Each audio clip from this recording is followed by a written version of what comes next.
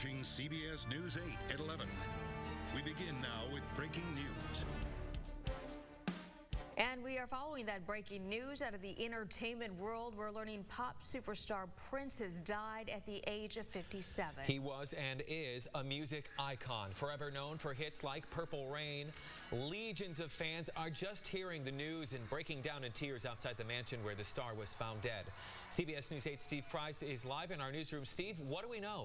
Yeah, Dan and Michelle, Prince was hospitalized last week. He had flu-like symptoms, but then he made a public appearance. He seemed to be doing better. Now today, that shocking news, Prince is dead. I never meant to cause you sorrow.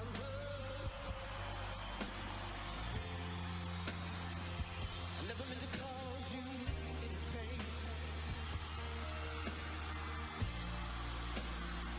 I didn't want it one time to see you laughing, babe. Only wanna see you laughing, yeah. In the purple rain, purple rain, purple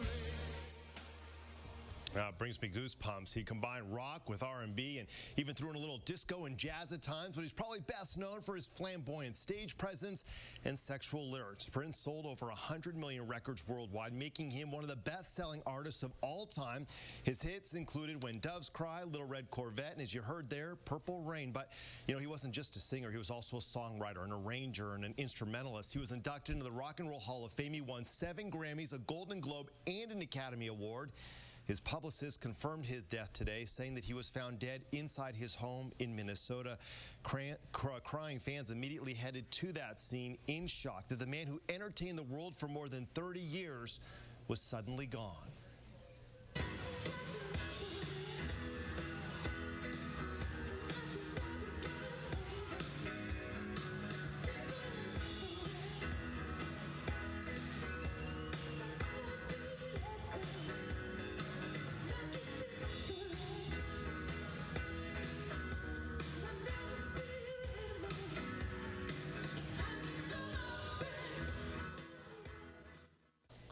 And that song you just heard right there, I Want to Be Your Lover, one of his very first hits back when he was just a little kid. Prince was 57 years old. We're going to have a lot more on this story coming up new at 11:30. Dan and Michelle. You're watching CBS News 8 at 11. We begin now with breaking news. A breaking news update. We are continuing to follow the stunning death of pop superstar Prince at 57. He was an 80s trailblazer in pop culture with his album Purple Rain, hits like 1999, and his unique style. Our Steve Price is on our newsroom right now with what we're learning about his death. Steve. And Dan and Michelle, shock and tears around the world on news that Prince is dead. His publicist confirms the music legend died this morning at his home in Minneapolis.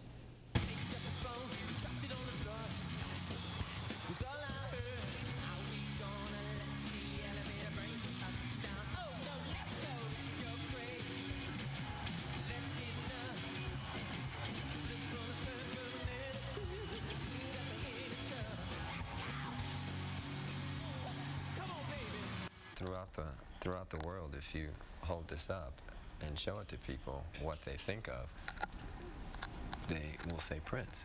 Obviously. Yeah. So you obviously made it famous. Yeah, I think so, yeah. Musicians and celebrities sharing their thoughts now on Twitter, from Justin Timberlake. Numb, stunned, this can't be real, from Katy Perry. And just like that, the world lost a lot of magic. Rest in peace, Prince. And from Spike Lee, I miss my brother. Prince was a funny cat. He was known for his flamboyant stage presence and sexual lyrics. Prince combined so many different styles of music to create one hit after another. Sold over 100 million records worldwide, was inducted into the Rock and Roll Hall of Fame. He won 7 Grammys, a Golden Globe, an Academy Award. He did it all. Prince was hospitalized, though, last week. He had flu-like symptoms, but then he made a public appearance. He seemed to be doing better. Upon hearing the news of Prince's death, crying fans immediately headed to the scene in shock that the man who entertained the world for more than 30 years was suddenly gone.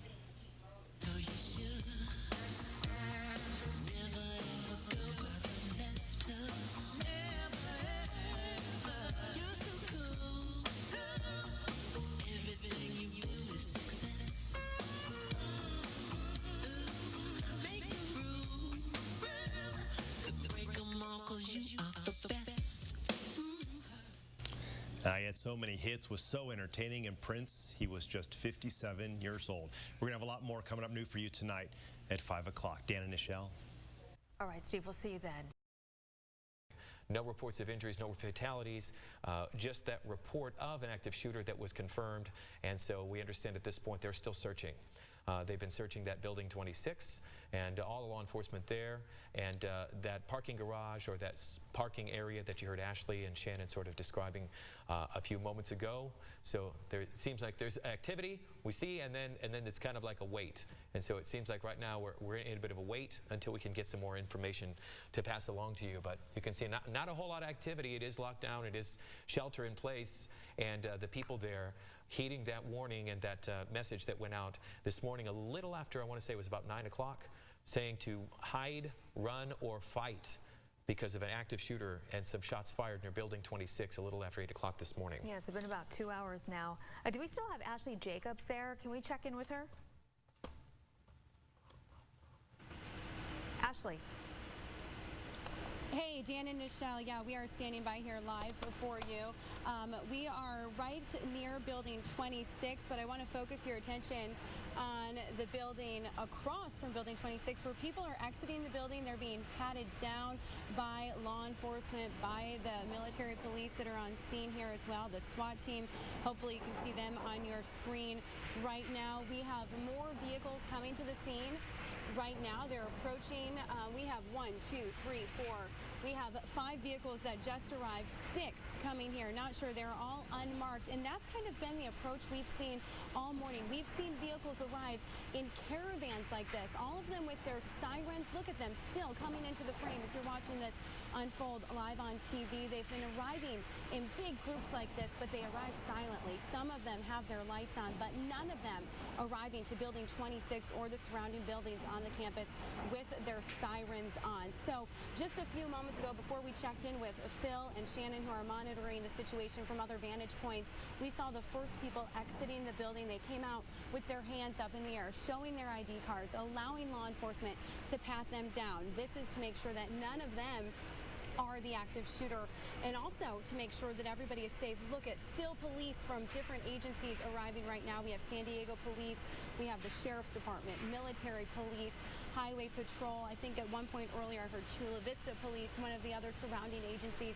assisting. So everyone coming together in a unified front after this alert went out originally around 8 a.m. this morning. That confirmed report of shots fired inside, but again, no reports at this point of any injuries. So good news to people watching this from home. And Dan and Nichelle, I do want to point out there could be anybody in these buildings, because you hear a naval hospital and you may think, oh, I'm not in the military, that doesn't affect me, but so many civilians can come work here. So many people utilize service here.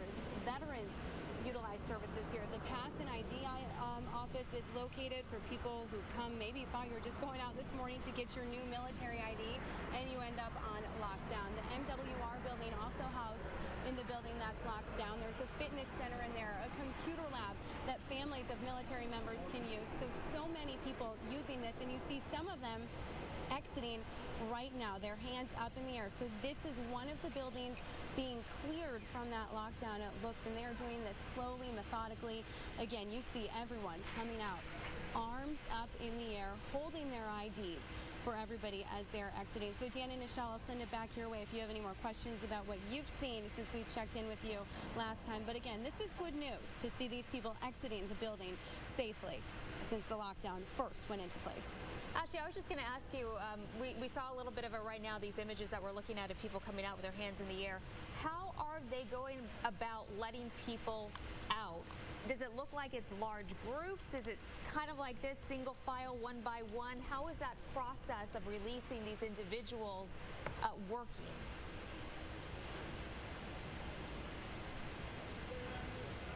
From what we can see, it looks like they're coming out in big groups, but you'll notice they're coming out in single file lines. So again, we are not on the ground in the building, but I would guess that they're going in and clearing hallways first and then rooms, and probably checking each room and doing it very slowly, because there's big pauses in between the groups of people who are coming out with their hands in the air and the IDs for the law enforcement officials to see. All right. Ashley, hang in there. Ashley, thank you, and we want to keep this shot up. Let's keep this picture. Jen is just called in, and Jen, your husband James Olschlager, you were telling me, is stationed at the hospital. You said you spoke with him this morning. Tell me, first of all, we're glad he's okay. How are you doing? And tell us about the conversation. I'm very glad he's okay, and I've been praying for everyone who's stationed there and all the families, because being a military spouse, you always tell them to be safe no matter what they do, whether it's a deployment or just going into work each day. You never know.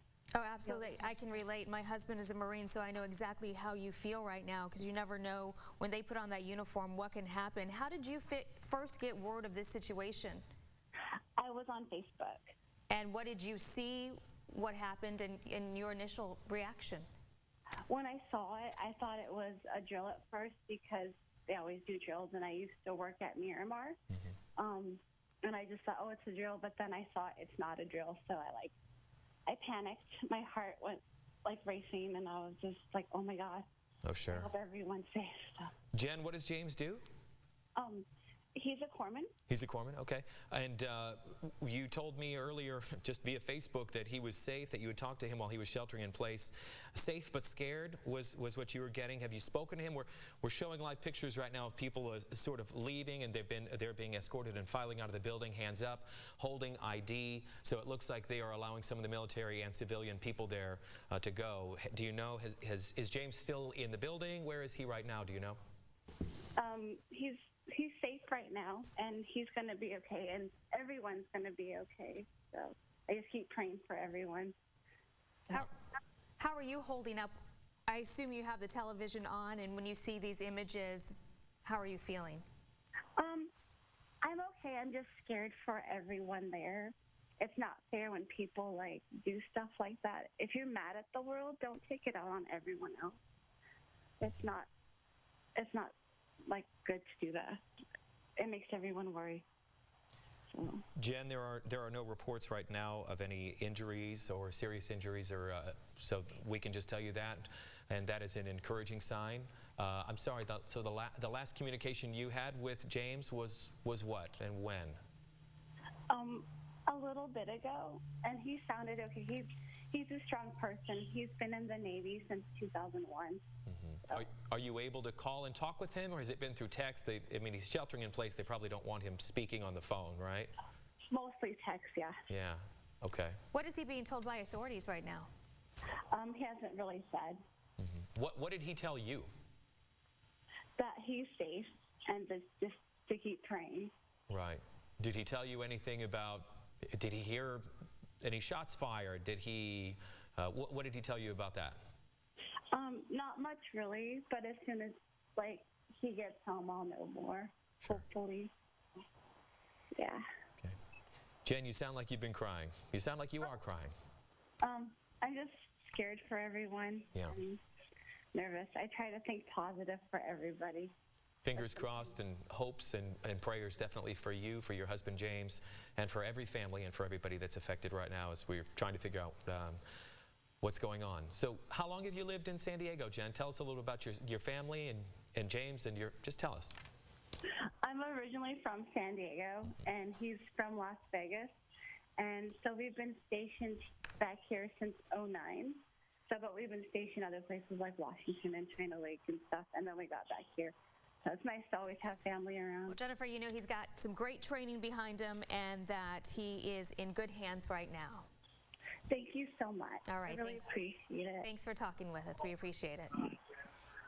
Right now we want to turn to our Gene Kang. He has just gotten to the scene. Gene, where are you? Hey, Nichelle and Dan, good morning. Hopefully you can hear me. We just set up here. Our location is right by Balboa Golf Course. As you see, this is a very different vantage point. You see the Naval Medical Center all the way in the background. So I think you're hearing this story as it unfolds. The best part, I guess you could say, is from the parents, from the people that are being affected by this. I just talked to two mothers. Their 4-year-old daughter is in the CDC, which is the Child Care Center. About 200 children are there. They are now on lockdown, as well as building number 26.